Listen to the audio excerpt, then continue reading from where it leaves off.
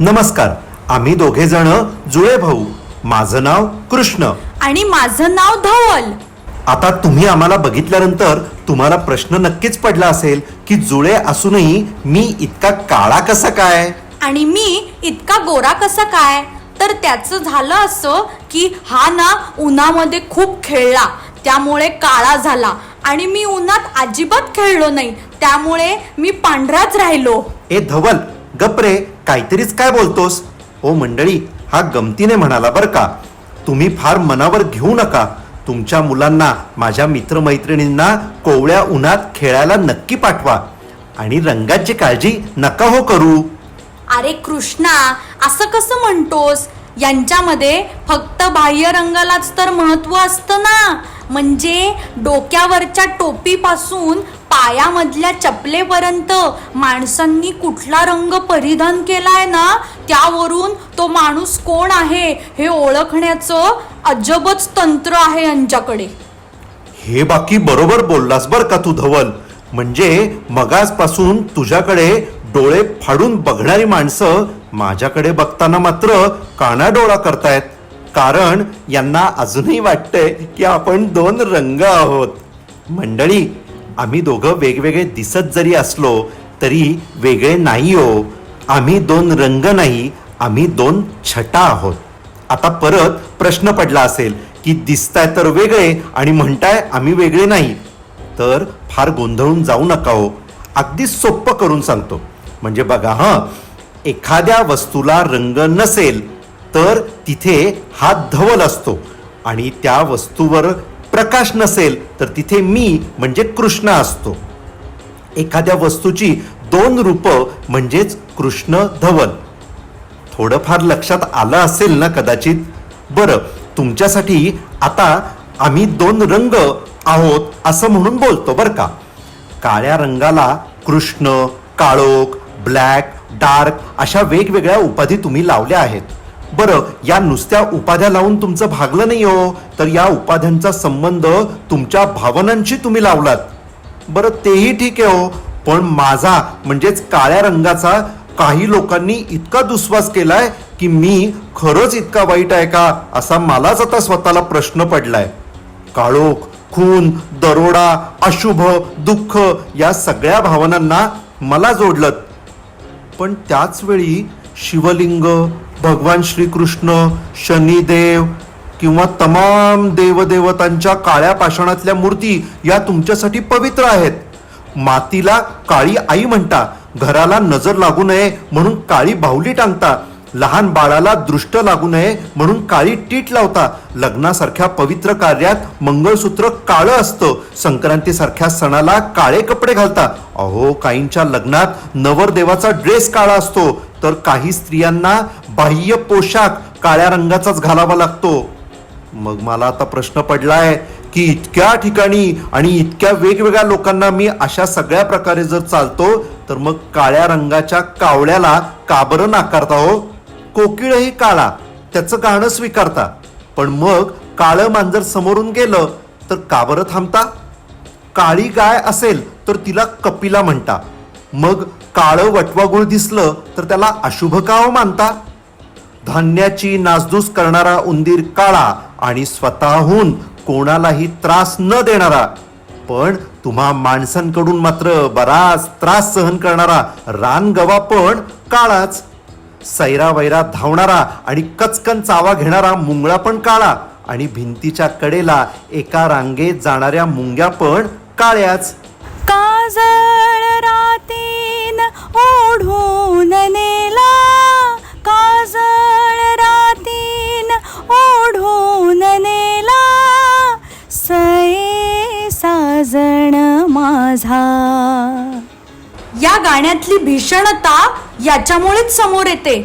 तर काली घटा छाय मोराजिया घाबराय, या गाण्याची व्याकुळताही याच्यामुळेच रंगते.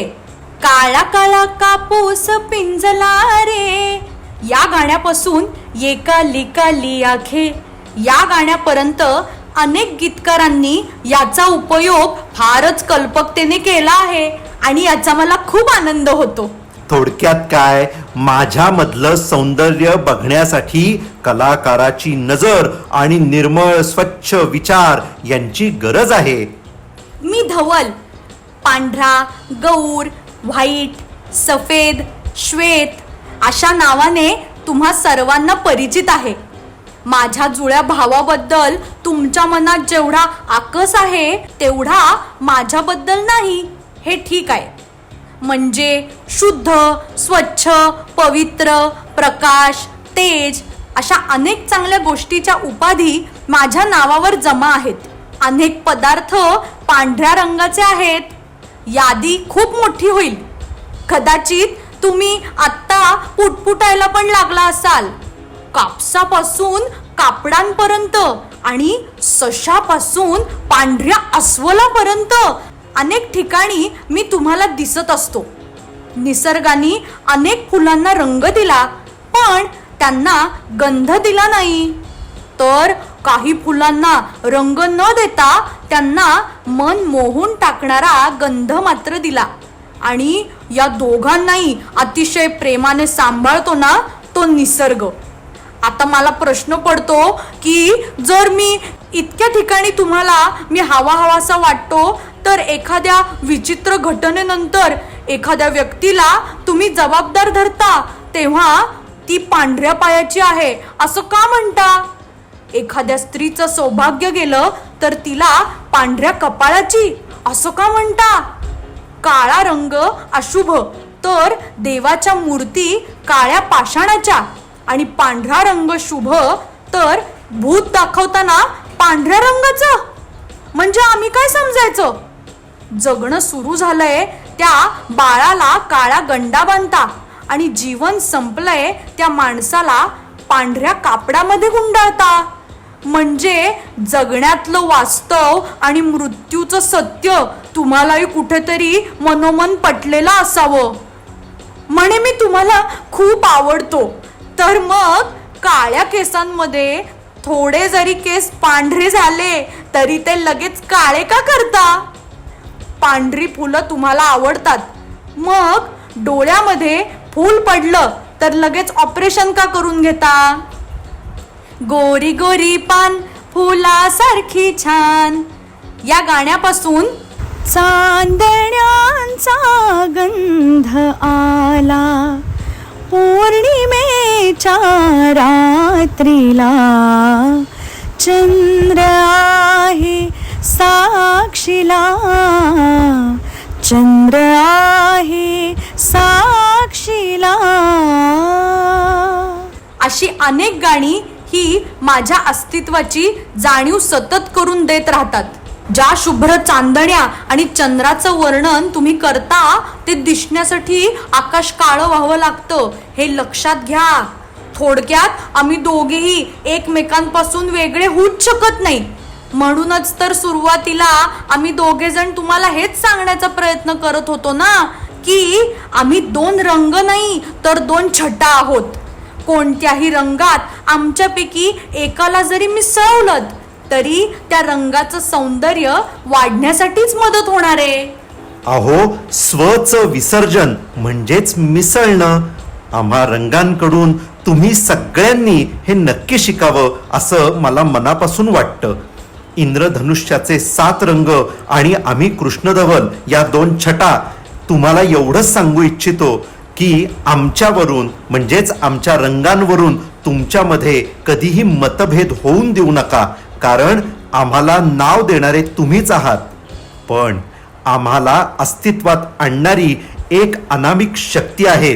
त्याच शक्तीला संत सोयराबाई म्हणतात, अवघा रंग एक झाला रंगी रंगला श्रीरंग. अवघा रंग एक झाला, अवघा रंग एक झाला रंगी रंगला श्रीरंग. रंग